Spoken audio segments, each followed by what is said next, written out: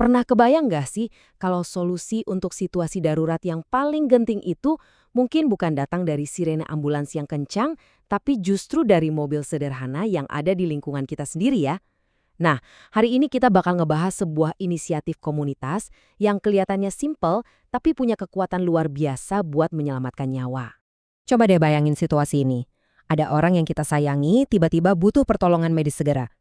Jantung pasti berdebar kencang kan? Setiap detik rasanya lama banget. Masalahnya, rumah sakit jauh dan rasanya bantuan nggak datang-datang. Di posisi itu, apa coba yang bakal kita lakuin? Skenario barusan itu kedengarannya menakutkan ya. Dan sayangnya, ini bukan cuma cerita atau hipotesis. Buat banyak orang, ini kenyataan pahit yang harus dihadapi. Jarak dan gak adanya kendaraan itu bisa jadi jurang pemisah antara hidup dan mati. Sebuah rintangan besar yang seringkali gak bisa mereka lewati sendirian. Tapi, justru dari kesulitan inilah muncul sebuah solusi yang luar biasa. Sederhana, tapi efektif banget yang digerakkan oleh komunitas itu sendiri. Yuk kita kenalan lebih jauh sama yang namanya mobil siaga. Jadi, apa sih mobil siaga itu? Gampangnya gini, bayangin sebuah mobil, bisa mobil biasa atau minibus yang disiapin sama warga sekitar, siap sedia 24 jam, dan yang paling penting, sepenuhnya gratis. Tujuannya cuma satu, jadi jembatan transportasi pas ada keadaan darurat medis. Dan yang perlu kita garis bawahi, ini tuh seringnya bukan program pemerintah yang rumit. Ini adalah gotong royong dalam bentuknya yang paling murni. Inisiatif dari warga untuk warga. Benar-benar wujud nyata kepedulian yang digerakkan oleh masyarakat. Lalu, kenapa sih mobil-mobil ini perannya bisa sepenting itu? Oke, mari kita bedah 3 alasan utamanya. Jadi, ada 3 pilar utama nih. Akses cepat, bebas biaya, dan kemampuan menjangkau daerah pelosok. 3 hal ini kalau digabung, jadi semacam jaring pengaman yang kuat buat masyarakat. Yuk kita lihat lebih dalam satu persatu. Oke, poin pertama dan mungkin yang paling krusial, kecepatan. Dalam situasi kayak serangan jantung, kecelakaan, atau ibu yang mau melahirkan, setiap menit itu berharga banget.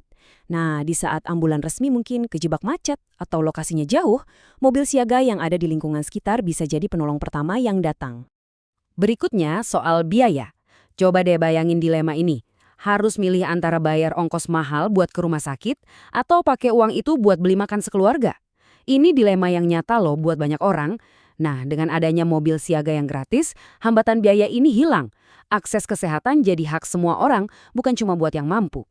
Dan yang terakhir, soal jangkauan. Kita ini nggak lagi ngomongin jalanan kota yang mulus ya. Mobil siaga seringkali jadi satu-satunya harapan di daerah-daerah terpencil yang akses jalannya susah. Kemampuannya buat lewat jalan sempit atau medan yang sulit, itu jadi keunggulan yang nggak dimiliki kendaraan darurat lain yang lebih besar. Tapi, dampak mobil siaga ini ternyata jauh lebih dalam dari sekedar fungsi antarjemputnya. Di balik setir mobil itu, ada sebuah makna yang lebih besar. Mobil ini udah jadi simbol harapan bersama bagi sebuah komunitas. Kutipan di layar ini, menurut saya, benar-benar merangkum semuanya dengan sempurna. Ini bukan lagi cuma soal kendaraan, tapi ini adalah perwujudan harapan di saat seseorang merasa paling nggak berdaya. Sebuah jaminan bahwa mereka nggak sendirian. Yah, inilah potret gotong royong di zaman modern. Bukti nyata bahwa ketika warga bersatu, mereka bisa loh membangun jaring pengaman mereka sendiri buat melindungi anggota komunitas yang paling membutuhkan. Nah, ini yang akhirnya membawa kita ke sebuah perenungan. Inisiatif kayak gini tuh bisa terus hidup karena ada kepedulian bersama. Jadi pertanyaannya mungkin bukan lagi apa yang bisa dilakukan pemerintah, tapi lebih ke apa yang bisa kita lakukan.